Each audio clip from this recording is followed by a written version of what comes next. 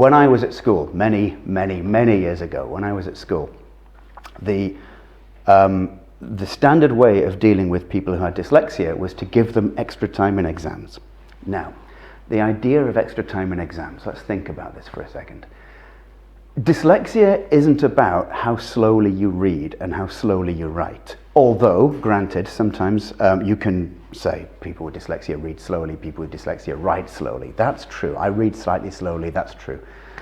Reading can be very tiring. But that's not what dyslexia is really about. Dyslexia is about how we process information.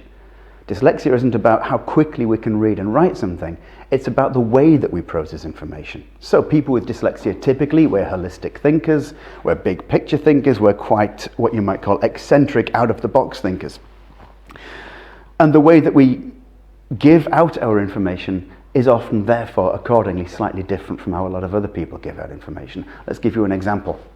When I was at university, I was getting relatively high marks for my coursework and for my dissertations and for my continuous assessment. And this is because I was able to do an awful lot of rather broad and creative things. When it came to my exams, my issue wasn't how much time I had, because I found that I was writing relatively quickly. My issue was that actually exams just aren't the way that I do things. These standard lineal ways of doing exams are not the way that I was doing things. And I spoke to other people with dyslexia and they found the same thing.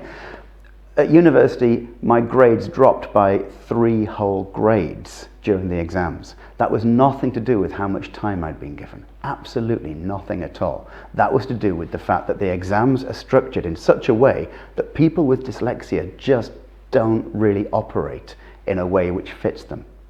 So what we now start to need doing is we need to think about different ways of getting information from people. Oral exams, or project work, or continual assessment, or conversation, or something. These things are relatively easy to record, they're relatively easy to measure. As long as we keep examining people and testing people in old, tried and tested ways, we'll continue to examine and test people in ways that don't fit with dyslexia.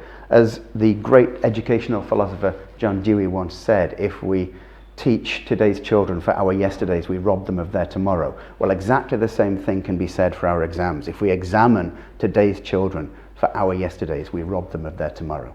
And with dyslexia especially, we need to look at how people with dyslexia really think, how they process information, and what they can do in different ways when we allow them to output that information slightly differently. If we keep boxing them in to the classic exam format, they're not going to flourish. It doesn't matter if we give them an extra half an hour in the exam. That's just half an hour extra to humiliate ourselves, and it might not be the right way forward.